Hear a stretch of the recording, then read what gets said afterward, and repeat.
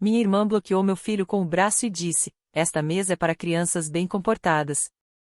A filha dela já estava sentada, rindo. Eu não discuti. Peguei nossos casacos e fui embora. Naquela noite, cancelei a casa de inverno de $9.000 que eu tinha reservado para a viagem da família. 2 dias depois, ela mandou mensagem: "Que horas a gente faz o check-in?" Eu sorri e respondi. Na manhã do último Natal, minha filha Zoe acordou radiante, pulando pela sala como se fosse o melhor dia da vida dela. Ela tem 9 anos e ainda acredita em magia, mesmo fingindo que não. Meus pais tinham nos convidado para a ceia de Natal, como sempre, embora algo parecesse estranho naquele ano. Eu só não sabia o que ainda. O presente da Zoe, de mim, estava embrulhado em 3 camadas de papel do Frozen. Quando ela rasgou o papel e viu o iPhone novinho dentro, ela congelou e depois olhou para mim como se não acreditasse que era real. A alegria no rosto dela fez cada noite extra de trabalho valer a pena. Eu tinha configurado tudo: contatos, jogos, senha, tudo. Ou pelo menos eu achava. Ela apertou o botão de ligar e a tela acendeu.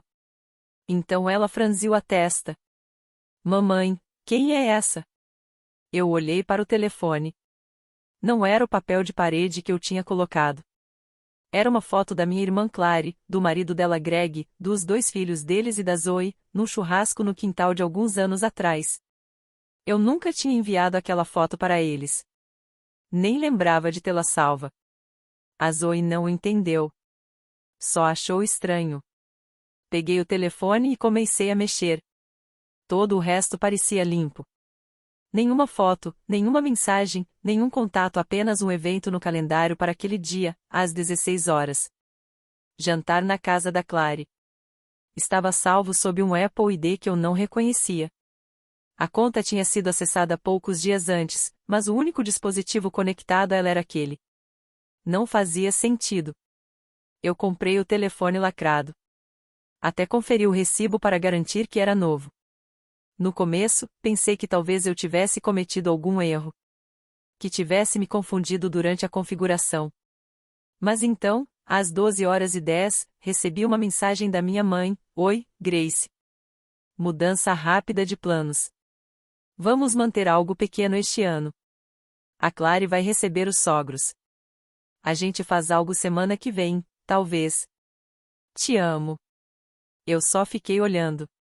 A mensagem era calma, casual, mas nós já estávamos arrumadas. A torta estava esfriando na bancada. A Zoe tinha me ajudado a fazer na noite anterior, como fazemos todo ano. Li a mensagem 3 vezes antes de dizer qualquer coisa. A Zoe não fez perguntas. Ela só ficou sentada à mesa da cozinha com o iPhone nas mãos, passando pelas telas vazias. Eu disse que a gente ia dar um jeito, talvez ir ao cinema. Eu não conseguia contar a ela o que realmente estava acontecendo. Às 16h03, eu abri o buscar iPhone. Eu ainda tinha o compartilhamento familiar conectado ao telefone novo dela e ainda não tinha removido a configuração antiga. Abri a localização e o sinal apareceu bem na minha frente, a casa da Clary, a mesma onde ela dizia que não estava acontecendo nada. Eu não fui lá na hora. Esperei 2 horas. Juntei os papéis de presente, servi uma taça de vinho e me sentei no sofá. Depois, embalei a torta, pedi para Zoe pegar o casaco e fui de carro. O carro dela estava na garagem. O dos meus pais também. A luz da varanda estava acesa. Pela janela da frente, dava para ver as luzes de Natal enfeitadas no corrimão da escada e alguém, talvez a filha da Clary, correndo pela casa com um vestido vermelho brilhante. Quando a Clary abriu a porta e me viu ali, com a Zoe e a torta, ela congelou. Eu não disse uma palavra. Apenas levantei o iPhone. Foi aí que o Greg veio furioso. A voz dele subiu antes mesmo de eu entrar. Alguns segundos depois, meu pai apareceu tentando baixar o tom e manter a paz. Minha mãe ficou atrás dos dois, em silêncio. Eles nem sequer tentaram negar. A Clary nunca olhou nos meus olhos. Eles sabiam que eu ia descobrir. Só não acharam que eu apareceria ali. E definitivamente não imaginavam que eu levaria aquilo tão longe quanto levei depois. Eu não levantei a voz. Não gritei nem forcei entrada. Fiquei parada na soleira, com o telefone em uma mão e a torta na outra, observando o pânico se espalhar entre eles. O Greg foi o primeiro a explodir. Marchou direto na minha direção como se eu tivesse arrombado a porta. Exigiu saber o que eu estava fazendo ao estragar o Natal deles. Disse que eu estava fora de linha. Disse que aquela era a casa da Clary, as regras da Clary.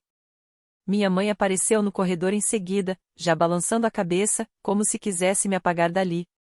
Todos pareciam culpados, mas ninguém queria admitir. Fiz apenas uma pergunta. Não foi para o Greg, nem mesmo para Clary. Perguntei ao meu pai, a única pessoa daquela família que costumava ser neutra, ou pelo menos fingir melhor, de onde veio o telefone? Ele gaguejou. Vi ele olhar para Clary e depois para minha mãe. Ninguém respondeu. A Clary mudou o peso do corpo, como se só quisesse acabar logo com aquilo e seguir em frente. Perguntei de novo, de quem foi a ideia de dar para minha filha um telefone usado e fingir que era novo, com um convite no calendário para um jantar que ela nem deveria saber que existia? Ainda assim, nada. A Zoe segurava a torta o tempo todo. Não disse uma palavra, só olhava para o Greg com os olhos arregalados, provavelmente tentando entender quem ele tinha se tornado de repente. Eu pedi com cuidado para ela voltar para o carro e esperar. Ela saiu sem fazer uma única pergunta. Ela é esperta. Ela sabia. Assim que a porta se fechou atrás dela, olhei de volta para minha família e disse que no dia seguinte eu iria à Apple, que denunciaria o aparelho e rastrearia o Apple ID. Foi aí que o caos começou. O Greg deu um passo à frente, com o rosto vermelho, gritando que eu estava sendo dramática e fazendo cena na frente das crianças. Meu pai tentou puxá-lo para trás. Minha mãe ficou ali, de braços cruzados, completamente em silêncio. A Clary finalmente falou, disse que tinha sido só um erro, que eu estava exagerando tudo. Ela ainda teve a coragem de sugerir que talvez a Zoe tivesse entendido tudo errado. Eu não respondi. Apenas me virei e fui embora. Em vez de ir para casa, levei a Zoe a uma lanchonete 24 horas. Ela comeu panquecas e tomou leite com chocolate. Eu a vi dar risada com o chantilly em forma de boneco de neve. Sorri, mas não estava realmente ali. Minha cabeça já estava trabalhando. 3 dias depois, descobri exatamente o que tinha provocado tudo. Minha prima Jane ligou e disse, meio nervosa, Ei, você sabia que a Clary surtou depois de ver a Zoe no jornal? Foi aí que tudo fez sentido. A Zoe tinha sido reconhecida por ganhar um prêmio regional de ciências. A escola dela recebeu uma verba por causa disso. Ela apareceu no jornal, sorrindo na frente do projeto. Era algo grande. Eu não tinha contado a ninguém da família porque sabia exatamente como a Clary funcionava, mas aparentemente a Jenny comentou na foto no Facebook, marcando eu e a Zoe. Isso bastou. A Clary viu.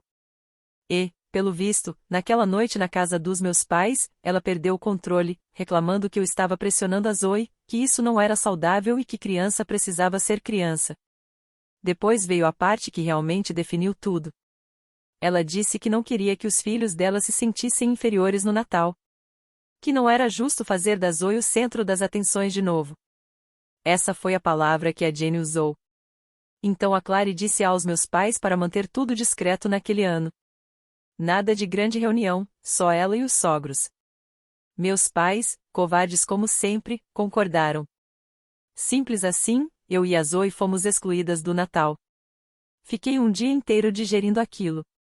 Depois abri meu aplicativo do banco. Não disse nada a Clary. Não avisei. Apenas cancelei o pagamento automático. Nos últimos 12 meses, eu vinha pagando o aluguel dela. $3.200 por mês. Desde que o Greg foi demitido e eles precisaram de ajuda para continuar no mesmo bairro por causa da escola das crianças. Nunca contei a ninguém, só fiz em silêncio. Ela disse que precisaria só por alguns meses. Já tinha passado um ano. Quando o próximo aluguel venceu e o pagamento não caiu, a Clary me mandou mensagem dizendo que devia ter sido algum erro do banco. Deixei-no lido. Algumas horas depois, ela mandou outra mensagem, dessa vez menos educada. No fim da tarde, ela me ligou 4 vezes. Ignorei todas. Na manhã seguinte, acordei com uma mensagem da minha mãe: Grace, eu sei que você está chateada, mas isso é desnecessário. Você pode, por favor, não tornar as coisas mais difíceis para sua irmã? Nenhuma menção a Zoe. Nenhum pedido de desculpas. Nem sequer um reconhecimento do que tinha acontecido. Foi aí que eu percebi que isso não ia se resolver sozinho. Eles não achavam que tinham feito nada de errado. Para eles, eu só estava sendo emotiva, exagerando, dificultando as coisas. Mas eu ainda não tinha terminado. Se eles achavam que eu tinha complicado, ainda não tinham visto nada. A Clary não perdeu tempo. 3 dias depois de o pagamento do aluguel falhar, ela me mandou um e-mail enorme, cheio de referências vagas sobre como famílias passam por fases difíceis e sobre como ela tinha ficado magoada com a forma como eu tinha lidado com tudo. Ela terminou com uma frase dizendo que a culpa não era da Zoe, o que, sinceramente, me irritou mais do que todo o resto. Como se a Zoe tivesse tropeçado por acaso em um prêmio que não merecia. Como se a Zoe fosse a causa de todo o rompimento. Eu não respondi. No dia seguinte, o Greg me mandou uma mensagem curta. Sem cumprimento, sem pontuação, você precisa consertar isso. Eu bloqueei o número dele. Naquela semana, o grupo da família, que eu não abria desde a véspera de Natal, começou a explodir de mensagens. Minha mãe postou uma foto dos filhos da Clary com uma casa de biscoito de gengibre. Alguns parentes comentaram com emojis de coração. Então meu pai acrescentou, tão orgulhoso desses anjinhos. Verdadeiro espírito de equipe. Eu saí do grupo. Não muito depois, a Jenny me ligou. Disse que estava levando um gelo da Clary por ter me contado a verdade. Depois, ela soltou a próxima peça do quebra-cabeça. Pelo visto, meus pais tinham planejado que todos os netos dormissem na casa deles naquele fim de semana, como uma pequena tradição pós-natal. Mas agora a Clary tinha dito que não queria a Zoe lá. Disse que não queria lidar com a tensão. Falou para minha mãe que preferia que fossem só os filhos dela e o Lucas, o filho do nosso primo. Quando minha mãe concordou de novo, aquilo foi o limite para mim. Eu não contei nada a Zoe. Só disse que os planos tinham mudado. Ela não perguntou o motivo, mas eu via que ela sabia que algo estava errado. Parou de falar tanto da escola.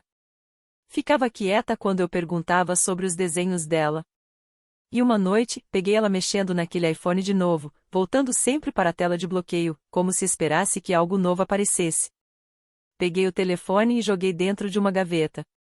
Não aguentava mais olhar para ele. Enquanto isso, a Clary estava desmoronando. Sem o dinheiro do aluguel, ela e o Greg começaram a se virar como podiam. A Jane ouviu de uma amiga que trabalhava com a administração de imóveis que o proprietário já tinha emitido um aviso. A Clary postou um story vago no Instagram sobre pessoas que te apunhalam pelas costas, mas sorriem na sua frente. Mas isso não foi o que mais me atingiu. O que realmente me abalou foi a rapidez com que meus pais viraram porta-vozes dela. Meu pai me ligou primeiro, tentando argumentar, dizendo que a Clary estava passando por dificuldades, que eles estavam tentando manter a família unida. Perguntei se ele lembrava quem tinha sustentado a Clary durante o último ano. Ele respondeu, a gente só está tentando superar isso. Depois foi a vez da minha mãe.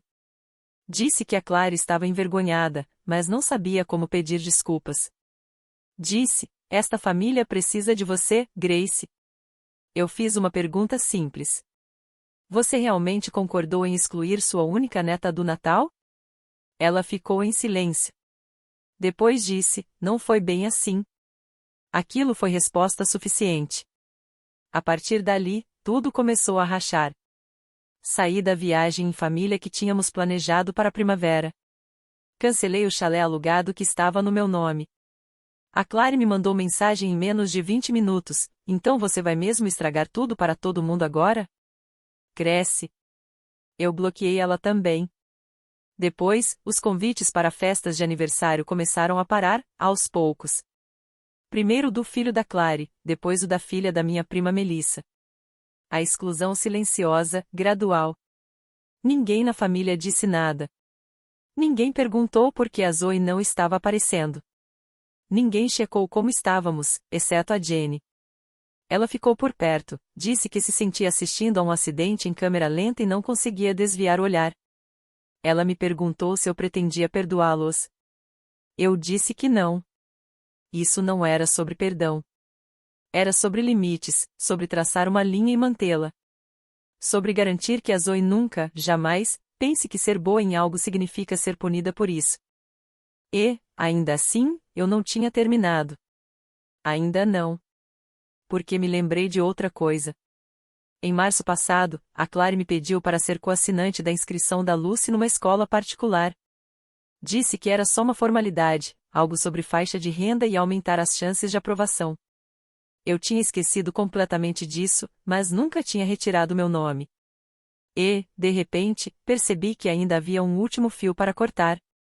Liguei para a escola numa terça-feira de manhã e disse que precisava me retirar como coassinante dos documentos de matrícula da Lucy. A mulher ao telefone pareceu surpresa. Dava para perceber que aquilo não acontecia com frequência. Ela perguntou se algo tinha mudado e eu disse que sim. Disse que eu precisaria enviar o pedido por escrito, o que fiz dentro de uma hora. Na tarde de quarta-feira, a inscrição já estava em análise.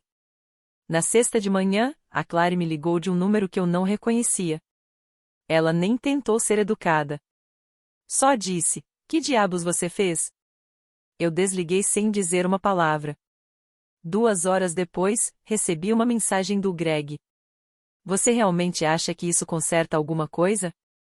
Acha que é melhor do que todo mundo?" Bloqueei de novo. Outro número, dessa vez. Naquela noite, levei a Zoe ao nosso restaurante favorito. Depois, fomos para casa fazer pipoca. Ela quis reassistir aquele filme de Natal em animação com o boneco de neve abominável. Foi a primeira vez, em semanas, que eu a vi realmente relaxar. Ela se aconchegou ao meu lado, meio dormindo antes mesmo do filme acabar. Na manhã seguinte, abri a porta de casa para pegar o jornal e havia um envelope sobre o capacho. Sem selo, sem caligrafia, sem nome. Dentro, estava a mesma foto do iPhone da Zoe, a Clary, o Greg, os filhos deles e a Zoe, tirada num churrasco de família anos atrás. Só que, desta vez, alguém tinha desenhado um X preto e grosso sobre o rosto da Zoe. No verso, estava escrito: "Aproveite sua vitória. Espero que sua filha aprenda como é perder em breve." Fiquei parada na porta por um bom minuto, com o coração disparado. Verifiquei as câmeras do corredor. Nada. Ninguém tinha ido até a porta naquela noite, e a entrada do prédio ficava trancada depois das 10 da noite. Era sutil, mas era uma ameaça. Guardei a foto numa gaveta, a mesma onde eu tinha enfiado o iPhone. Não contei nada a Zoe. Nem contei a Jenny. Mas algo mudou depois daquilo. Eu já não me sentia com raiva. Eu me sentia focada. Na segunda-feira, a Jenny ligou, falando baixo, como se estivesse compartilhando um segredo de estado. A Clary e o Greg tinham tirado a Lucy da escola particular. Não conseguiam pagar a mensalidade sem ajuda financeira e, pelo visto, a Clary tentou blefar algum tipo de plano de pagamento, mas deu errado. Disseram a eles que a Lucy teria que terminar o ano letivo em outra escola. Não tinham plano B, só caos. E agora a Lucy iria se transferir para a mesma escola pública da Zoe, a mesma que a Clary já tinha chamado de educação ano mínimo aceitável. Mas isso não foi o que mais me atingiu. Mais tarde, naquela tarde, recebi uma mensagem direta no Instagram da Lucy. "Por que a minha mãe está te culpando por tudo? O que aconteceu?" Ela tem 12 anos. Presa no meio de algo que não criou. Fiquei olhando para a mensagem por um bom tempo, mas não respondi. O que eu poderia dizer? Que a mãe dela se voltou contra a própria sobrinha porque não suportava ver o filho de outra pessoa brilhar. O silêncio na família ficou mais alto naquela semana. Convites para festas de aniversário pararam de chegar. Minha mãe não me mandou nenhuma mensagem. Nem meu pai. Eles começaram a fazer aquela coisa de postar fotos antigas da família no Facebook com legendas do tipo: "Algumas pessoas vêm e vão, mas família é para sempre." A Jenny continuava me mandando capturas de tela com comentários sarcásticos. E então, justamente quando eu começava a achar que o pior já tinha passado, meu pai apareceu na minha porta sem avisar. Ele parecia menor. De algum jeito, como se alguém tivesse tirado o ar dele. Não pediu para entrar, só ficou ali e disse que queria esclarecer as coisas. Eu deixei ele falar. Ele me contou que a Clary e o Greg provavelmente iam se mudar para a casa deles. Disse que tudo tinha saído do controle. E então, quase como se não conseguisse evitar, ele deixou escapar. Disse que não tinha sido só ideia da Clary manter a Zoe fora do Natal. Que minha mãe tinha sugerido isso. Que ela disse que talvez fosse melhor assim, para evitar tensão competitiva. Foi aí que eu soube que nunca foi só a Clary. Meus pais foram cúmplices desde o começo. Perguntei a ele se a Zoe sequer tinha sido mencionada em algum dos planos de Natal deles. Ele não respondeu, apenas ficou olhando para o chão, como se talvez ele se abrisse e o engolisse.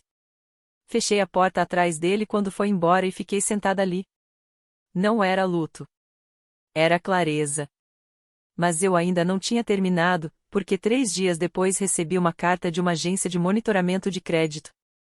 Aparentemente, alguém tinha tentado abrir um cartão de crédito no meu nome, com meus dados completos, nome legal, endereço, data de nascimento, tudo. O pedido foi sinalizado e recusado por inconsistências, mas o aviso chegou mesmo assim. Eu nunca tinha feito aquela solicitação.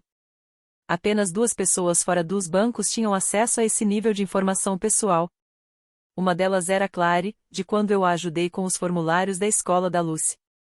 A outra era minha mãe. E, assim, o jogo mudou. Na manhã seguinte, sentei à mesa da cozinha encarando aquele alerta de crédito como se fosse algum tipo de prova final.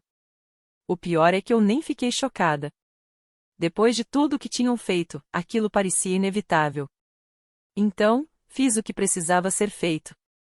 Liguei para a agência de crédito, denunciei a tentativa fraudulenta, congelei meu crédito e troquei todas as senhas que consegui lembrar. Tirei meus arquivos antigos do depósito e conferi os formulários que eu tinha enviado em nome da Clary no ano anterior. E lá estava, uma cópia digitalizada de uma declaração de imposto que listava nossos 2 nomes e todas as informações relevantes. Pensei em registrar um boletim de ocorrência. Eu tinha o suficiente para abrir uma investigação, mas algo me segurou. Não foi pena, nem hesitação. Foi estratégia. Porque, no momento em que eu fizesse aquela ligação, não haveria volta. Então esperei. 2 dias depois, recebi um e-mail do proprietário do prédio da Clary, um cara chamado Vic. Ele disse que estava entrando em contato porque a Clary tinha me listado como contato de emergência. Ela não pagava o aluguel havia mais de 30 dias, e eles estavam iniciando um processo formal de despejo. Ele queria saber se eu iria intervir, como tinha feito antes. Fiquei olhando para o e-mail por 1 minuto inteiro e então respondi: não entre em contato comigo novamente. Ela não conta mais com o meu apoio. Remova minhas informações imediatamente. Sem despedidas, sem assinatura. Acho que foi a primeira vez que realmente caiu a ficha para Clary de que eu não voltaria atrás. Na noite seguinte, recebi uma ligação da minha mãe. Não atendi. Depois ela mandou mensagem: precisamos conversar. Eu não fazia ideia de que as coisas tinham chegado a esse ponto. Por favor, não destrua sua irmã. Aquela palavra de novo, destruir. Como se eu tivesse estado com um machado na mão o tempo todo. Algumas horas depois, vi algo inesperado. A Clary fez uma publicação no Facebook. Um longo texto público sobre traição familiar, falsa generosidade e pessoas que fingem ajudar só para te punir depois. Sem citar nomes, mas nada sutil. As pessoas começaram a comentar, algumas com uma simpatia vaga, outras com perguntas confusas. Alguns compartilharam publicações do Greg sobre ver as pessoas mostrarem suas verdadeiras cores. Eu permaneci em silêncio, mas a Zoe percebeu a tensão. Ela perguntou por que não ia mais à casa da vovó. Eu disse a verdade. Não toda, apenas o suficiente. Expliquei que algumas pessoas não estavam sendo gentis e que aquele não era um lugar onde precisávamos estar naquele momento. Ela assentiu e voltou aos desenhos. Então algo mudou. A Clary e o Greg se mudaram para a casa dos meus pais. A Jenny confirmou. Disse que a mãe dela encontrou os 2 no mercado. Viu o Greg discutindo com alguém no estacionamento. A Clary fingiu que não a reconhecia. Em poucos dias, meus pais começaram a ligar de novo. Primeiro minha mãe, depois meu pai, depois os dois juntos. Cada mensagem era mais desesperada que a anterior. Isso não é saudável. Você está dividindo a família. Podemos, por favor, sentar e conversar como adultos? Não deixe o dinheiro destruir seu relacionamento com a sua irmã. Essa última me fez rir. Então veio a gota d'água. Recebi uma ligação da escola da Zoe. A orientadora queria falar comigo sobre uma situação envolvendo outra aluna. Aparentemente, a Lucy vinha dizendo a outras crianças que a Zoe era maldosa e se gabava demais. Houve algumas discussões em sala, um incidente no refeitório em que a Zoe acabou sentada sozinha. Ainda não era algo grave, mas já era o suficiente. Marquei uma reunião com a escola e depois sentei com a Zoe para explicar o que estava acontecendo, com calma, sem culpar ninguém. Ela não chorou. Não perguntou por quê. Só disse uma coisa: eu não quero ser como eles. Naquela noite, abri um documento em branco e escrevi tudo. Cada transferência bancária, cada pagamento de aluguel, o telefone, a tentativa de cartão de crédito, a retirada da escola, as ameaças. Guardei tudo. Não porque eu pretendesse publicar, mas porque queria a verdade inteira em um só lugar. Depois fiz a única coisa que ainda não tinha feito. Liguei para meu advogado. Não para prestar queixa, ainda não. Apenas para iniciar o processo de retirar legalmente a Clary de qualquer coisa ligada ao meu nome, para proteger a Zoe, para deixar tudo à prova de falhas. E, por fim, bloqueei todos os últimos números. Meus pais, a Clary, o Greg, até os primos que gostam de jogar dos dois lados. Eu não terminei por rancor. Terminei porque o incêndio já tinha consumido o suficiente. A próxima vez que ouvi falar da Clary não foi por ela nem pela minha mãe. Foi pela Jenny, que me mandou um print. Era uma vaquinha online. A Clary tinha criado um GoFundMe. O título era: Ajude-nos a reconstruir uma família destruída. A Clary publicou com uma foto dos filhos sentados na varanda da casa dos meus pais, com expressões solenes e cuidadosamente ensaiadas. A legenda embaixo me deu um nó no estômago. Ela escreveu sobre como tinham sido expulsos de casa, como alguém em quem confiavam tinha virado as costas para eles, e como estavam tentando se manter à tona pelo bem das crianças. Ela nunca mencionou meu nome, mas nem precisava. As pessoas sabem ler nas entrelinhas. Fiquei olhando aquilo por um bom tempo, rolando os comentários. Metade eram desconhecidos oferecendo orações e doando 10, 20, 50 dólares. Mas alguns eram da família primos com quem eu não falava havia meses. Minha tia Val, até a irmã do Greg, a mesma que um dia me pediu indicação de emprego e chorou quando eu disse que não podia ajudar. A Clary tinha transformado em arma a única coisa que ainda lhe restava, a narrativa. Eu não respondi publicamente. Não contei o meu lado. Não postei prints nem fiz uma campanha de resposta. Mas também não fiquei parada. Primeiro, denunciei a vaquinha por informações falsas. Enviei documentação pelo sistema de denúncias da plataforma mostrando que o despejo da Clary não tinha sido causado por nenhuma tragédia, apenas por falta de pagamento do aluguel.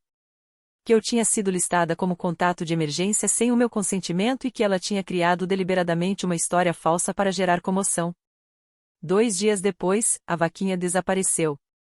A Jenny confirmou que a Clary perdeu acesso ao dinheiro. Não era muito, talvez algumas centenas, mas o suficiente para doer.